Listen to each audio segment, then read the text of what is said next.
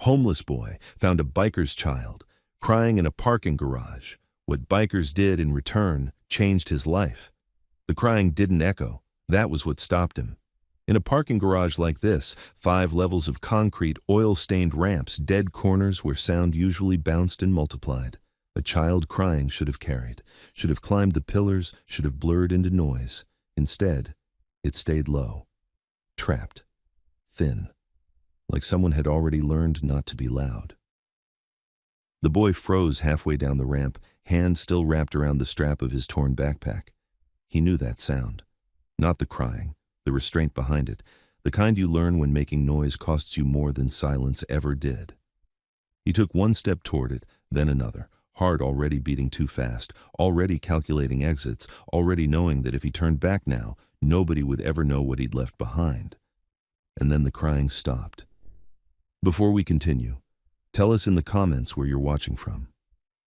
He waited a full 10 seconds before moving again, long enough for danger to choose its shape. The parking garage smelled like cold metal and old rain. Fluorescent lights hummed overhead, some flickering, some dead entirely. It was past 9, late enough that the daytime crowd was gone, early enough that night security hadn't started doing full rounds yet. That gap, the thin slice of time where things slipped through, was when the boy usually moved. He lived in gaps. He followed the sound to the far corner of level 3, past a row of blacked-out SUVs and sedans parked too clean to belong here overnight. The crying started again, quieter now. A hiccup. A breath dragged back into control. He didn't step out right away. He watched first. A little girl sat on the concrete behind a support column, knees pulled to her chest, helmet too big for her head resting crooked beside her. Pink sneakers, one lace missing. Her jacket was zipped wrong, teeth misaligned like she'd tried to do it with shaking hands. She couldn't have been older than 5. No adults, no phone, no movement except her fingers, rubbing at a dark stain on her sleeve that looked like oil. The boy scanned the garage the way you do when you've learned not to trust scenes that look simple. Cars, shadows, ramp, elevator bay, stairwell door half open, no footsteps, no voices. Abandoned then. That was worse. He stepped out slowly, making noise on purpose. His boots scraped the concrete. He kicked a pebble, let her hear him coming. The girl looked up fast, eyes wide, fear snapping sharp into focus. He stopped immediately and raised both hands. "Hey," he said, voice low, careful. I'm not here to hurt you." She didn't answer. She clutched the helmet tighter. "Did you get lost?" he asked. No response, just breathing, fast, controlled again. He crouched, keeping distance. "It's cold down here," he said instead. "Concrete pulls the heat out of you." That got her attention, a tiny nod, almost involuntary. "Where's your dad?" he asked, then immediately wished he hadn't. Her lip trembled. "He said stay by the bike," she whispered, "but I got scared." The boy's chest tightened. Bike, singular. That meant someone was coming back, or someone had already left. "How long have you been here?" he asked. She shrugged. It was still light. It wasn't light anymore. He stood and paced once, fast, mind racing. If he stayed and someone came back angry, he'd be blamed. If he left to get help, she'd be alone. If he called police, no. Not with his face, his record, his lack of anything resembling an address. He looked at the girl again, small, quiet, trying so hard not to be trouble. He made his decision the way he made most of them, by staying. "Okay," he said, taking off his hoodie despite the cold and holding it out. "We're gonna wait, together. I'll stand over there so you can see me. You can keep the helmet." "That's smart." She hesitated, then reached for the hoodie. Her fingers were freezing. He positioned himself between her and the ramp, back to the open space, eyes on the garage entrance. If someone came, they'd see him first. Minutes passed. Then tires squealed somewhere above. Then engines, plural, low, heavy, not cars, motorcycles, a lot of them. The boy felt it before he heard it fully. The vibration in the concrete, the way the air changed. He didn't turn around. He didn't move away from the girl. He just stood there, heart pounding, knowing that whatever came next would decide whether staying had been the bravest thing he'd ever done or the worst mistake of his life. He didn't turn around when the engines got closer. That was instinct, not courage. Turning your back on a child to look at danger felt like the wrong order of priorities. If something went bad, it would go through him first. That was the rule he'd just accepted without thinking it all the way through. The motorcycles rolled in from the upper levels, one by one, then in pairs, then enough that the sound stopped being countable and became a presence. Not chaos, structure. The engines weren't screaming. They were controlled, throttled low, echoing through the concrete like a warning given calmly. The girl felt it too. She pressed closer to the column, helmet clutched to her chest, eyes fixed on his face. "Are they mad?" she whispered. "I don't know," he said honestly, "but you stay right here. Don't move unless I tell you." She nodded. She was good at listening when it mattered. That scared him more than the bikes. Boots hit concrete behind him, not rushing, walking. Heavy steps spaced out, like whoever they belonged to didn't need to hurry to prove anything. "Easy," a voice said from somewhere behind his left shoulder. Male, calm, older. "Nobody's in trouble." The boy swallowed and slowly turned his head just enough to see without stepping away. 3 men stood 10 feet back. Leather jackets. Cuts worn soft with age. Helmets still on 2 of them, visors up. The third had his helmet hooked on his bike, and his eyes locked on the girl, not hungry, not angry. Focused. "Whose kid?" the man asked. The boy shook his head. "Found her crying. She said stay by the bike." The man exhaled through his nose. "Yeah, that tracks." More bikes settled around the level, not boxing them in, but closing exits quietly. No one reached for anything. No one shouted. It felt less like a confrontation and more like a perimeter being drawn around a mistake. The man stepped closer, hands visible. He crouched slightly so he wasn't towering over the girl. "Hey," he said gently. "What's your name?" She hesitated, then whispered it. The man nodded like he was memorizing it. "Okay, you did good staying put." He looked back at the boy then, really looked at him. Thin jacket, worn boots, backpack held together with a knotted strap. "You her dad?" he asked. The boy shook his head again. "No, I'm just here." The man studied him for a long second. "You didn't leave?" "No." "Didn't call it in?" "No." "Didn't try to move her?" "No." The man stood and turned away, speaking to someone off to the side. "She's safe. Found on 3. Kid stayed." A ripple moved through the garage, relief maybe, or something heavier. Another biker approached, older, gray in his beard, eyes sharp. He knelt in front of the girl and held out a water bottle without pushing it into her space. "Your dad's losing his mind upstairs," he said quietly. "Whole place locked down." She nodded like that made sense. The first man turned back to the boy. "What's your name?" The boy hesitated. Names stuck. Names followed you. "Evan," he said finally, not sure why.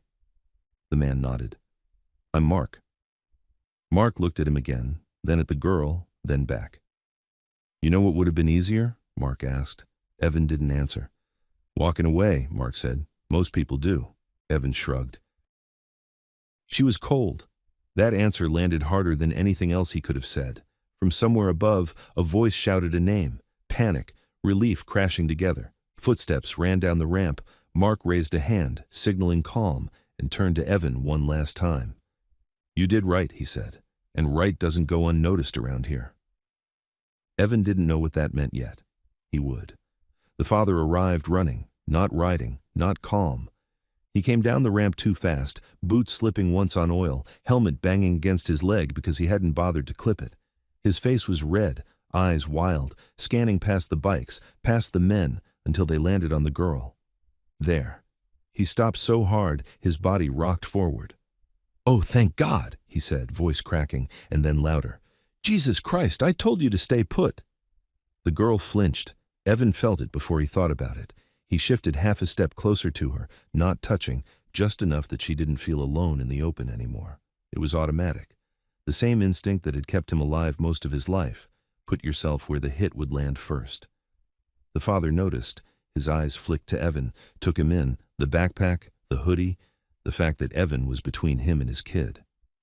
"Who the hell are you?" the man snapped. Mark stepped forward before Evan could answer, not fast, just decisive. "He's the reason your daughter isn't still crying alone behind a pillar," Mark said. You want to lower your voice. The father bristled. I don't answer to you. Mark nodded once.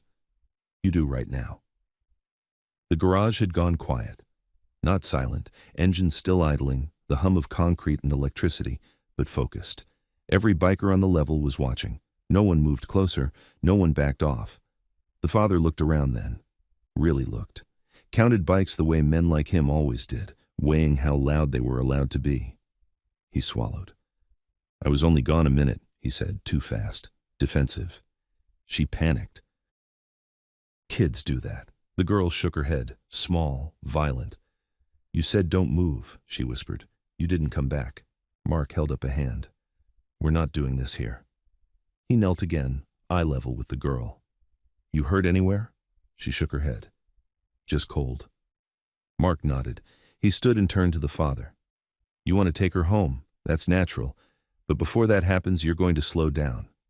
For what? The father demanded. This is insane. You can't just surround people. Mark didn't argue. He gestured to one of the older riders. Call it in, he said. The father's eyes widened. Call who?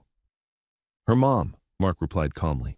She's on the contact list. So's your brother. So is security. The father stiffened. That's not necessary. Mark's gaze sharpened. Then you won't mind it. A biker stepped away, phone already out. Evan stayed quiet. That was his skill, knowing when silence was safer than words. He watched the girl instead. The way she kept glancing at him like she needed confirmation he was still there, like if he vanished, the floor might go soft again. The father noticed that too. She doesn't know you, he snapped. She shouldn't be near you. Evan didn't flinch. Mark spoke instead. She chose him. That landed wrong.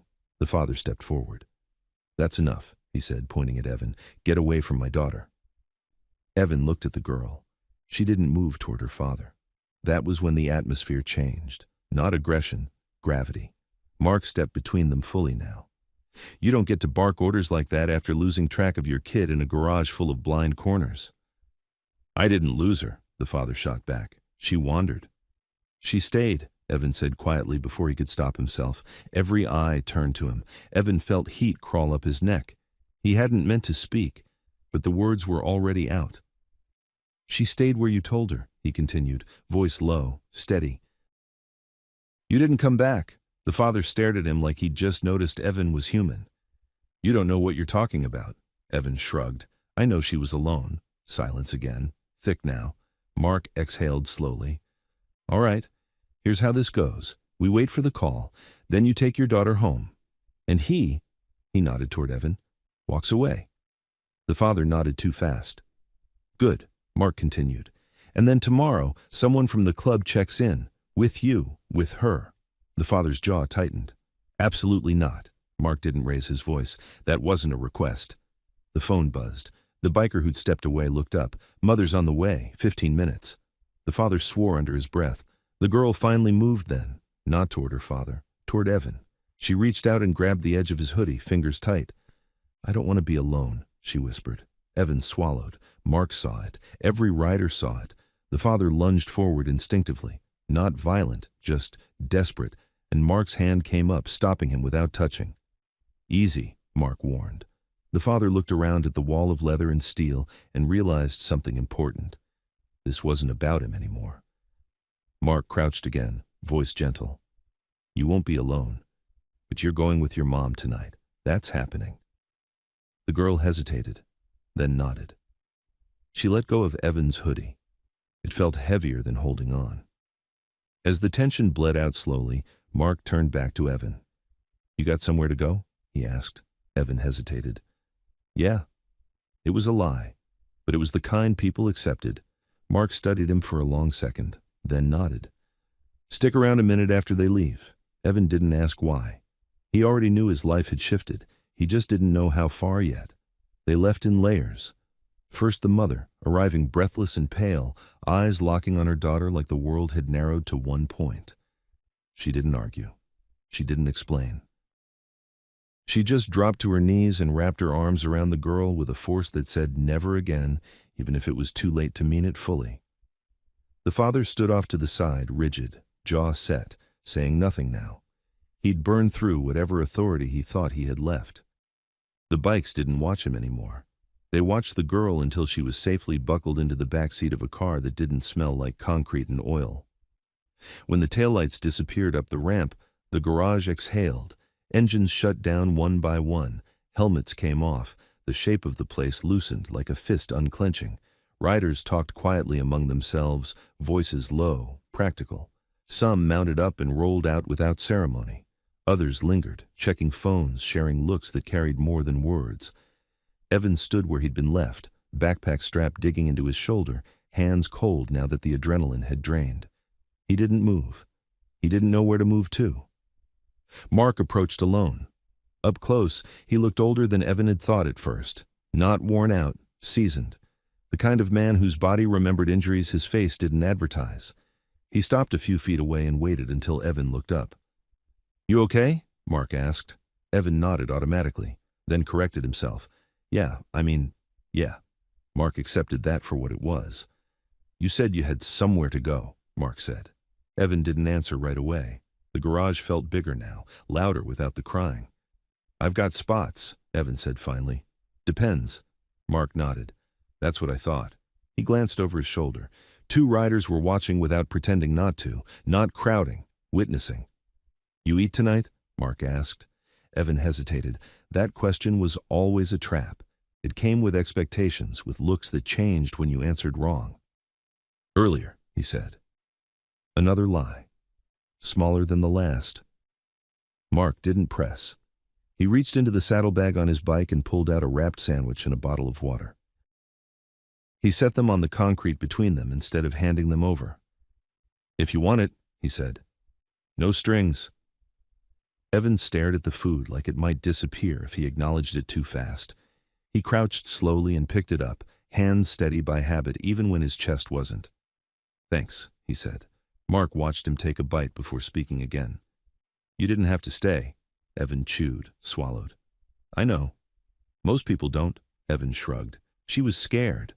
Mark smiled faintly. Not approval, recognition. "We're going to need a statement," Mark said. "Not tonight, not formal, just later. About what you saw, what you didn't." Evan tensed. "Am I in trouble?" Mark shook his head. "No, but trouble likes to rewrite things when it gets the chance." Evan nodded slowly. He understood that kind of rewriting. "And after?" Evan asked. Mark considered him. "After you keep doing what you were doing, surviving, but maybe not alone." That landed heavier than the bikes had. Evan finished the sandwich in silence. He wiped his hands on his jeans and stood. "I should go," he said. Leaving first had always been safer. Mark didn't stop him. He just said, "If you hear from anyone about this, cops, security, anyone official, you don't answer questions alone. You call me." He handed Evan a card. No logo, no title, just a name and a number. Evan turned it over like it might bite him. "Why?" Mark met his eyes. "Because you stood where it mattered, and that makes you visible." Visible. The word sat wrong in Evan's chest. He'd spent years learning how not to be. Around them, engines started again. The garage filled with sound that rolled up the ramps and out into the night, dispersing into the city like nothing unusual had happened. Mark swung onto his bike and paused, visor still up. "Get somewhere warm," he said. "We'll be in touch." Evan nodded. As the last bikes pulled away, the garage returned to what it had been, concrete, shadows, forgotten corners. But Evan didn't go back to the dark spot behind the column. He walked out into the open, the card warm in his pocket, the echo of engines still vibrating faintly in his bones. For the first time in a long while, staying hadn't cost him everything. It had changed the math. The garage didn't empty all at once. It thinned the way fog does when the sun comes up slow, patches clearing, then filling again, as riders took different exits, different routes, none of them in a hurry. Evan stayed where he was until the last engine sound faded into the distance, until the concrete stopped vibrating under his feet. Only then did the cold really hit. He pulled the hoodie tighter around himself, the one that still smelled faintly of oil and someone else's cologne. The space felt bigger now, emptier, like it was trying to pretend nothing had happened. That was when the security lights brightened, too bright, too sudden. Evan flinched and turned just as two men in reflective vests stepped out of the stairwell. Garage security, radios clipped to their shoulders. One of them already looked annoyed, like he'd been waiting for a reason to feel justified. "You can't stay here," the taller one said. No greeting, no question, statement. Evan nodded. "I'm leaving." "Been hanging around all night?" the other asked, eyes flicking to the backpack. Evan didn't answer right away. He didn't owe them the truth, but lies had a way of sticking. "I found a kid," he said. "Her people came." The taller guard snorted. "Yeah, we saw the circus." Evan shifted his weight. "She was alone." "That's not your problem," the guard replied, "and this isn't a shelter." Evan felt the familiar tightening in his chest, that practiced shrinking, the instinct to make himself small, unmemorable. He turned toward the exit ramp, ready to walk away before things escalated the way they always did. "Hey," the second guard said suddenly, "you with those bikers?" Evan stopped. "No," he said. "I was just here." The guard studied him, then glanced at the empty garage, at the way the place still felt watched even though no one was visible. "Figures," he muttered. "Just don't make a habit of it." Evan didn't argue. He walked. Outside, the night air felt different, less trapped. The city had moved on already, traffic flowing, people laughing somewhere down the street, the ordinary cruelty of life continuing uninterrupted. He crossed 2 blocks before he realized he didn't know where he was going. That scared him more than the confrontation had. He usually had a plan, a route, a spot. Even if it was temporary, it was his. Tonight, the old places felt wrong, like going back would undo something he couldn't name yet. He stopped under a flickering streetlight and pulled the card out of his pocket. Mark. Just a name, just a number. Evan stared at it longer than he should have. He didn't like owing people. Owing always came with interest. But this didn't feel like a debt. It felt like a door left unlocked on purpose. His phone was old, cracked screen, battery that lied about how much life it had left. He powered it on and watched the percentage jump, then drop. He typed the number in. Didn't hit call. Not yet. He walked another mile before finding a diner that never closed, the kind with chipped mugs and booths repaired with duct tape. He slid into a corner seat and ordered coffee he barely tasted. The waitress didn't ask questions. That helped. As he sat there, warming up, the night replayed itself in fragments. The girl's hand on his hoodie. The way the father's voice had made her shrink. The moment Mark had said she chose him. No one had ever chosen Evan. The thought landed harder than he expected. His phone buzzed on the table. Unknown number. His stomach dropped. He stared at the screen until it buzzed again, then picked it up. Mark. "You somewhere warm?" Evan swallowed and typed back. "Evan? Yeah." 3 dots appeared, disappeared, appeared again. Mark. "Good. Tomorrow we talk. Not about hero stuff, about options. Options." Evan leaned back in the booth and closed his eyes for a second, letting the words settle. It felt unfamiliar, heavy, like something you had to learn how to carry. He typed one last message. Evan. Okay. When he looked up, the diner window reflected a version of himself he didn't recognize right away. Shoulders less hunched, eyes still tired but steadier. Not fixed, not saved, just seen. Outside, somewhere beyond the reach of the streetlight, a motorcycle passed, engine low, unhurried. Evan didn't look up. He didn't need to anymore. Morning came without permission. Evan woke in the diner booth with his neck stiff and his phone dead on the table beside him. For half a second, panic hit, the old kind, sharp and physical, until he remembered where he was and why. The girl, the garage, the engines, the card. He sat up slowly and stretched his fingers, counting inventory the way he always did after sleeping somewhere public. Backpack still there, shoes still there, no one watching him too closely. The waitress slid a fresh mug of coffee onto the table without asking. "You look like someone who stayed up all night on purpose," she said. Evan nodded. "Something like that." She didn't push. She never did. By the time he stepped back onto the street, the city had fully reclaimed itself. Sunlight hit glass and concrete hard, flattening shadows, erasing the drama of the night before. If you hadn't been there, you wouldn't know anything had happened at all. That bothered him. He walked until his legs stopped feeling tight, then checked his phone again. Still dead. He found an outlet behind a closed storefront and waited, backpack between his knees, eyes up. When the screen finally lit, there was one message waiting. Mark, corner of 8th and Calder, noon. Eat first. Evan checked the time. He had an hour. He ate cheap and fast, eggs, toast, whatever came with calories, and showed up early anyway. Old habit. Better to wait than be waited on. Mark was already there, sitting on his bike with his helmet off, sunglasses hooked into his collar. No leather today. Plain jacket. If you didn't know what to look for, he could have been anyone. You didn't have to come, Mark said when Evan stopped a few feet away. I know, Evan replied. Mark nodded. Good. They didn't shake hands. They didn't sit right away.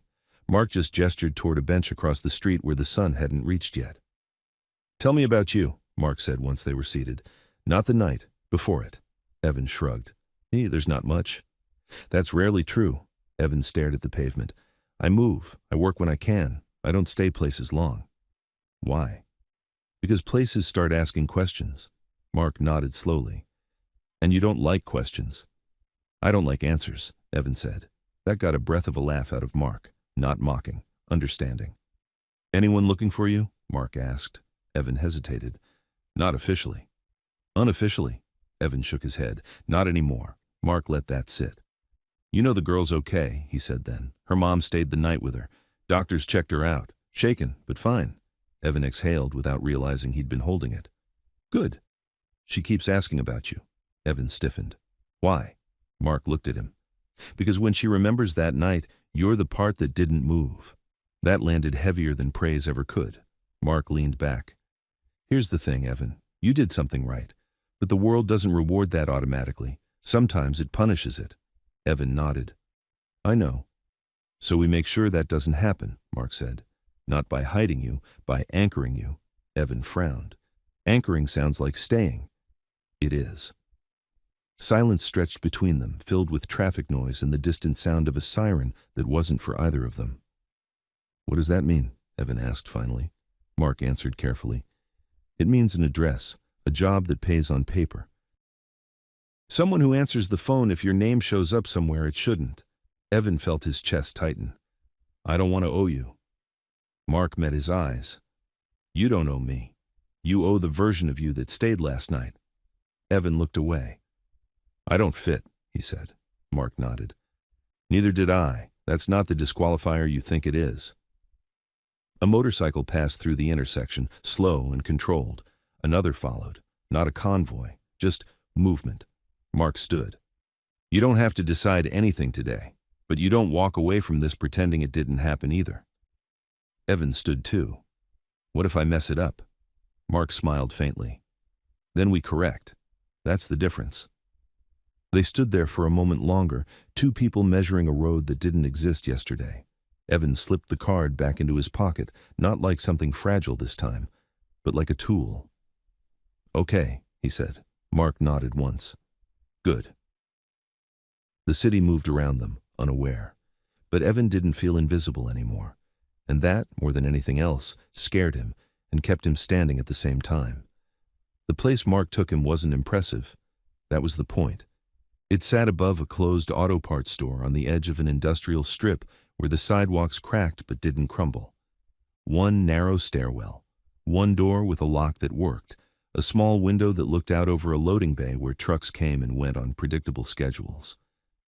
Temporary, Mark said, unlocking the door, but stable. Evan stepped inside slowly, half expecting the space to reject him. He'd learned not to trust roofs that offered themselves too easily. It was clean, sparse, a mattress on a metal frame, a folding table, two chairs that didn't match, a kitchenette that smelled faintly of lemon cleaner. No cameras, no alarms, no one waiting inside. Rent's covered, Mark said. Utilities too. Paperwork's already started, but nothing moves until you say so. Evan set his backpack down without realizing it. That was new. He usually kept it on, even indoors. You don't have to stay, Mark added, but if you do, this becomes your address, which means certain things stop being optional. Evan nodded. Like what? Like being found, Mark said. Like being counted. Like being asked to show up. That sat heavy. They didn't talk about gratitude. They didn't talk about second chances. Mark walked him through the basics, how the lock worked, which neighbors minded their business, which didn't. When trash went out. Where to eat if you didn't want questions. Then he stopped at the door. One more thing, Mark said. People are going to look at you differently now. Evan frowned. Why? Because you stood still when it mattered, Mark replied. And some folks don't like mirrors. The door closed behind him. The quiet was unfamiliar. Evan sat on the edge of the mattress and listened to the building breathe. Pipes, distant traffic, a forklift somewhere below. No footsteps outside the door, no voices behind walls. He lay back fully clothed and stared at the ceiling until his eyes burned. Later that afternoon, Mark texted him an address and a time. Evan showed up early again, this time to a small shop tucked between a tire place and a welding supply store. The sign read, Logistics Support. Nothing else. Inside, a man with grease under his nails looked up and nodded once. You're Evan, he said, not a question. Evan nodded. Name's Luis. You don't need to tell me anything you don't want on paper. But if you want work, you show up when you say you will. Evan swallowed. What kind of work? Luis shrugged. Runs, inventory, cleanup, starts small, gets bigger if you don't disappear. That was fair. Evan worked until his hands ached. He liked that. Pain he could account for. At the end of the day, Luis handed him cash and a receipt. First one's always both, Luis said. Gets you used to being real. Evan folded the receipt carefully and put it in his pocket like it mattered. That night, he stood at the window of the room above the auto parts store and watched trucks come and go. Headlights, taillights, motion with purpose. His phone buzzed. Unknown number. He stiffened, then checked it. Girl's mom. She asks about you sometimes. Just wanted you to know she's okay. Evan stared at the screen for a long time before typing back. Evan. I'm glad. He set the phone down and didn't wait for a reply. Outside, a motorcycle passed through the intersection, engine low, familiar. Another followed a minute later, not watching, just moving. Evan lay down and slept without holding his backpack. That was the real change. Not the room, not the job, not the phone number. The fact that when the world went quiet, it didn't feel like a trap anymore. It felt like space. And space, he was learning, came with responsibility. The attention didn't come all at once. It arrived sideways. Evan noticed it first in the way Luis started writing his name a little more carefully on the timesheet. Then, in the way a city inspector showed up unannounced one morning, walked the shop without saying much, and left without issuing citations that usually came standard. Then, in the way Mark's messages stopped being casual check-ins and started sounding like coordinates. Don't take calls from unknown numbers. If someone asks you questions about the garage, you send them to me. Nothing's wrong. This is just how ripples move. Evan didn't like ripples. They spread without asking. 3 weeks passed. He worked, he slept, he learned how to wake up without panic, how to leave his backpack behind without feeling naked, how to show up somewhere at the same time every day and not feel trapped by it. That was when the man came to the shop. Not leather, not uniform. Button-down shirt, sleeves rolled just enough to look harmless. He stood near the entrance pretending to read a notice taped to the wall, then turned when Evan passed by with a crate. You Evan? He asked. Evan stopped. Yes, he said, because lying here would be worse. The man smiled. Name's Harold. I work with parking facilities. Luis looked up from the counter but didn't interrupt. I heard you were present during an incident a few weeks back, Harold continued. Little girl. Garage on Mercer. Evan felt the room tighten, not fear, awareness. I already gave a statement, Evan said. Harold nodded. Unofficially, this would just be clarifying. I don't answer questions alone, Evan replied, the words coming easier than he'd expected. Harold's smile thinned. We're just trying to make sure the story's consistent. Luis stepped forward then, slow and deliberate. He's working. If you've got business, you talk to counsel. Harold raised his hand slightly. No pressure. But pressure was exactly what it was. That night, Mark came by the room above the auto parts store instead of texting. He didn't sit. He leaned against the counter like someone who'd learned to stay ready. They're trying to isolate you, Mark said. Evan nodded. Figured. They want to see if you'll talk differently without witnesses. I won't, Mark studied him. You sure? Evan met his eyes. I didn't stay quiet that night to get loud now. Mark smiled then. Small. Real. Good, he said, because this is the part where people test whether you were an accident or a pattern. Evan exhaled. I didn't ask for this. No, Mark agreed, but you earned it. The next morning, Evan found a letter slipped under his door. No return address, no threats, just language, polished, careful, requesting cooperation for the sake of clarity and closure. He folded it and didn't throw it away. He brought it to Mark. That's smart, Mark said. They count on people burning things. Why? Evan asked. So later they can say you were emotional. Mark made copies. By the end of the week, a lawyer Evan didn't pay for sat across from him in a quiet office and asked him to repeat the story slowly, not to trap him, to anchor it. Consistency isn't about repetition, she said. It's about not letting them move the ground under your feet. Outside the office, 2 bikes idled at opposite ends of the block, not guarding, observing. Evan watched them through the glass and felt something unfamiliar settle in his chest. Not safety, support. That night he dreamed of the garage again, the lights, the echo, the crying, but this time, when the sound stopped, it was because someone else had arrived, not because the world had gone quiet. He woke up steady. The next phase had started, and Evan was no longer something that could be moved quietly out of the way. The hearing didn't feel like a confrontation. That bothered Evan more than if it had. It took place in a municipal building that smelled like carpet cleaner and old paper, the kind of place designed to soften tension through blandness. No windows in the room, neutral paint, chairs arranged so no one sat higher than anyone else. The illusion of balance. Mark wasn't in the room. That was intentional. Evan sat with the lawyer Mark had brought in and a woman from child services who hadn't worked the original case. That detail mattered. New eyes, less history, less defensiveness. Across from him sat 2 men and a woman he hadn't met before. One represented the parking authority, one from the city's liability office. The third introduced herself as Oversight. No one raised their voice, no one needed to. They asked Evan to walk through the night again, slowly, precisely, where he'd been sleeping, why he'd been in the garage, what time he'd heard the crying, how long before he approached, what the girl had said, what he'd said in return. Evan answered the way he'd practiced, not rehearsed but anchored, facts, actions, sequence. I stayed, he said at one point, because she didn't know me and that was safer than her being alone. The woman from Oversight paused. Safer how? Because alone is when people disappear, Evan replied. I didn't want to be another person who walked past. No one challenged that. Instead, the questions shifted. They asked about Mark, about the bikes, about who had contacted him afterward, whether anyone had coached his statement, whether he'd been offered money. Evan shook his head. I was offered food. That landed wrong for them. He could see it. The room recalibrated. After 2 hours, the lawyer stood. That's sufficient. The Oversight woman nodded. For now. Outside, the hallway felt too long. Mark waited near the elevator, leaning against the wall like he'd been there all morning. He didn't ask how it went.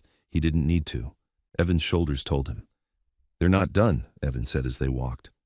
No, Mark agreed, but they've stopped pretending this is about confusion. What is it about then? Mark stopped at the curb. Traffic rolled past, ordinary, indifferent. It's about control, he said. You disrupted a clean failure. Evan frowned. I didn't do anything big. That's the problem, Mark replied. You did something small and undeniable. They didn't ride together. They never did. But 2 bikes merged into traffic ahead of them anyway, spacing themselves without signal. Back at the shop, Luis pulled Evan aside. City inspector came back. Evan stiffened. Problems? Luis shook his head. No. Asked questions, wrote notes, left again. That's good? Luis shrugged. It's neutral, which is better than usual. That night, Evan sat at the folding table in his room and opened the folder Mark had given him.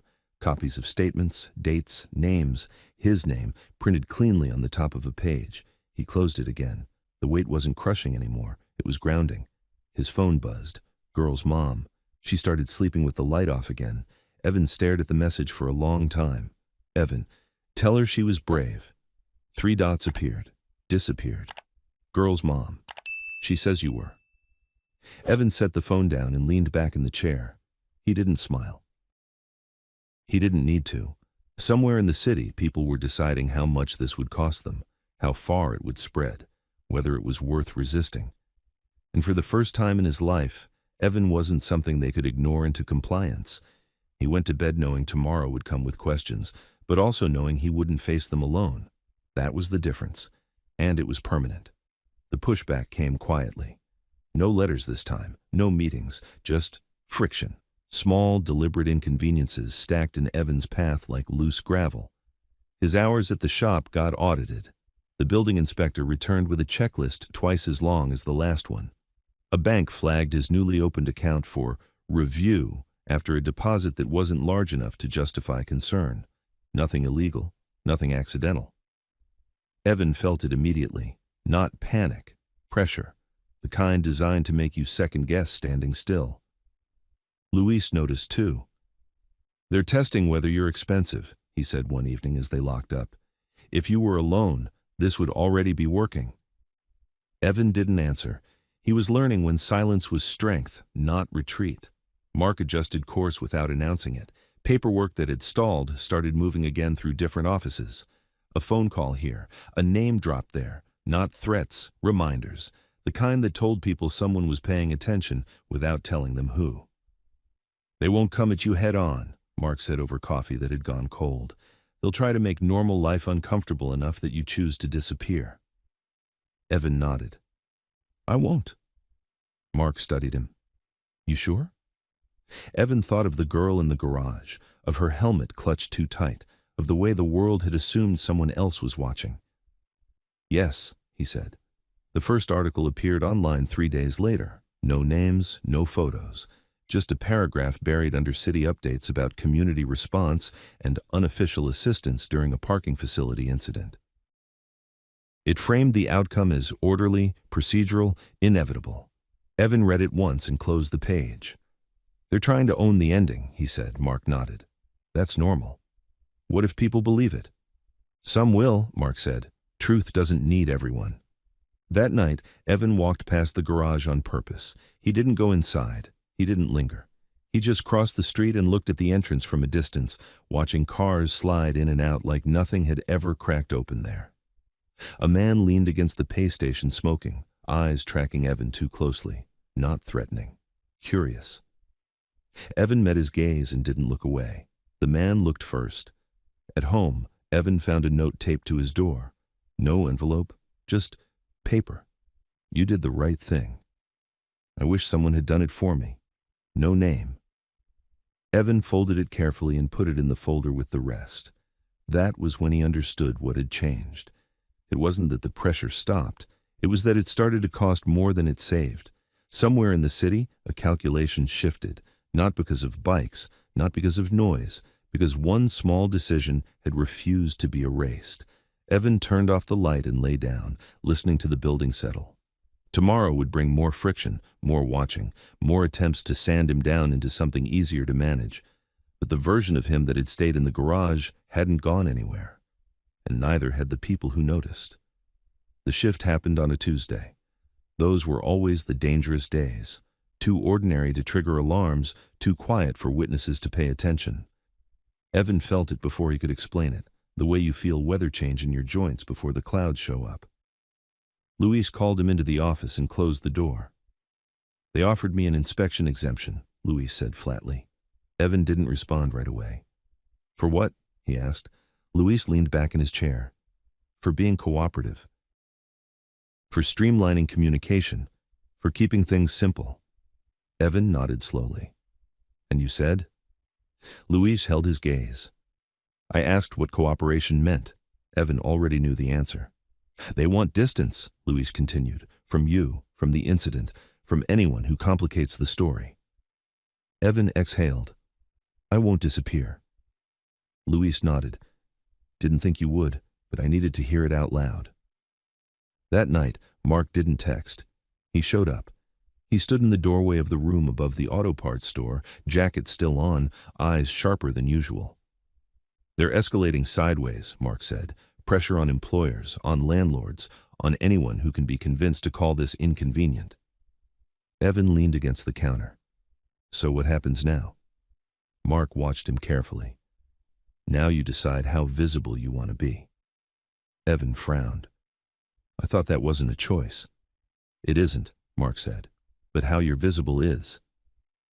Mark laid out the options without selling any of them.